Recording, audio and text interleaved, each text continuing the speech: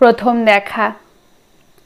আমার দুই নয়ন চেয়ে যখন তোমায় দেখেছিলাম, প্রথম দর্শনে তুমি ছিলে খিলখিলিয়ে ফোকলা দাঁতে হাসি, ছোট্ট দুটি নয়ন মেলে আমার দিকে চেয়ে থাকা ছোট্ট এক মানুষ, যাকে আমি ভালোবাসি।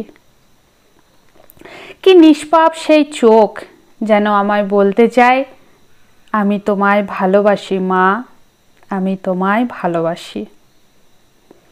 মা শব্দের অর্থটা বুঝতে আমার জন্য সময় লেগেছিল প্রায় 25টা বছর। ছোট্ট দুটি ঠোঁটের ফাঁকে যখন প্রথম মা বলতে শিখেছিলাম, তখন শুধু বলতেই হতো মা, কারণ মা যে আমায় খাবার দেয়, মা যে আমায় প্রত্যেক দিন খাইয়ে দেয়, মা যে আমায় ঘুম পাড়িয়ে দেয়। মায়ের চোখের জল দেখে আমারও চোখে জল আসতো, আমার মা কাঁদছে তাই। 25 বছর বয়সে এসে যখন দেখেছিলাম মা আমার জন্য সমাজের কাছে ছোট হয়ে যাচ্ছে, সমাজের প্রতিটি ছোট বড় মানুষ আমার মায়ের দিকে আঙুল উঠিয়েছে, কারণ সে আমায় নাকি গড়ে তুলতে পারেনি সংস্কারী।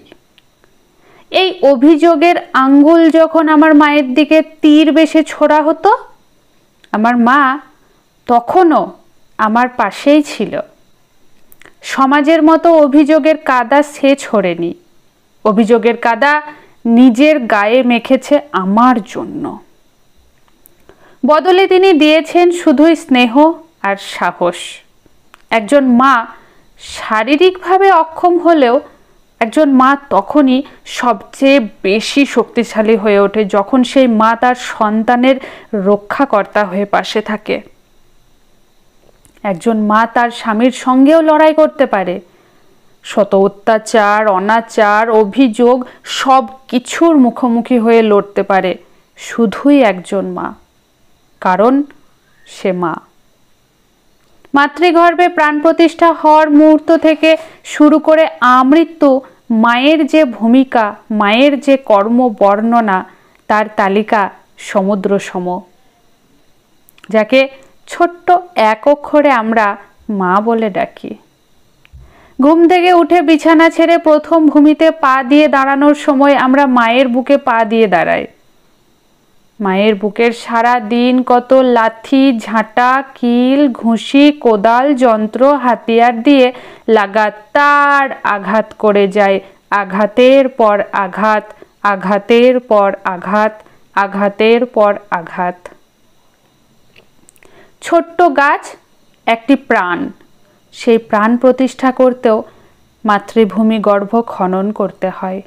আমাদের মা বুক পেতে গর্ত কেটে সেই গাছ বছরের পর বছর তার শিকড় বাড়িয়ে উপড়ে মাথা উঁচু করে দাঁড়ায়, ততটাই গর্ত খুঁড়ে খুঁড়ে মাতৃগর্ভ ক্ষত বিক্ষত করে দেয়। ধর্মের প্রতিমূর্তি আমাদের মা, যার নয়ন চেয়ে দেখলে জীবন্ত ভাষা ভেসে ওঠে। রক্ত, মাংস, অস্থি, মজ্জা নির্মিত এই চৈতন্য বিশিষ্ট দেহ যান্ত্রিক ক্রিয়াকলাপ পরিচালনার্থে তৈলরূপী পানীয় জল সেবন করে। জলের অপর নাম জীবন, আর জীবনের অপর নাম মা। অগ্নি আমার মা। আমার মা এতটাই শক্তিশালী হয়ে ওঠে, আহার তৈরিতে রান্না বাটি, হুটো পাটি, মুখে তুলে দেয় আহার বাটি। প্রাণবায়ু, আপানবায়ু আমায় মেখে যায় স্নেহের ভরে, আদর করে মমত্ব বুঝিয়ে দেয়। বহ্নি আমার মা।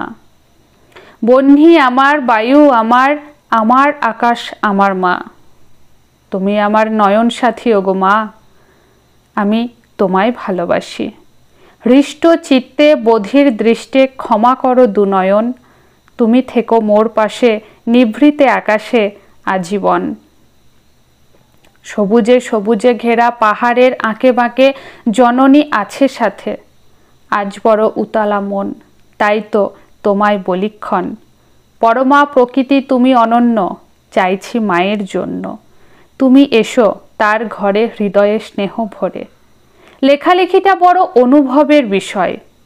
আমার অনুভব এ বিশাল সৃষ্টিকর্তার সৃষ্টির অতি ক্ষুদ্র এক বালিকণা মাত্র, যে আমাকে নতুন করে নিজেকে চিনতে শিখিয়েছে। মাকড়সা ফাঁসে নিজের জালে, আর আমি ফাঁসি নিজের অনুভবে।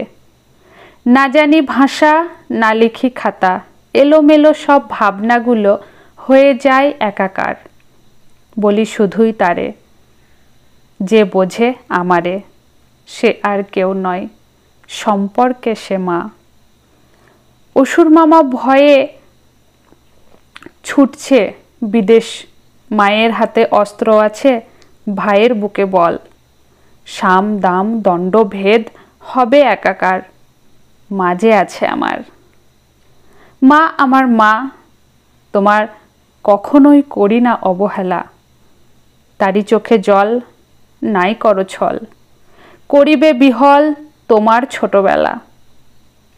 এই সৃষ্টির আলোক দৃষ্টিতে আমি আছি মা, তোমার সাথে। ধন্যবাদ।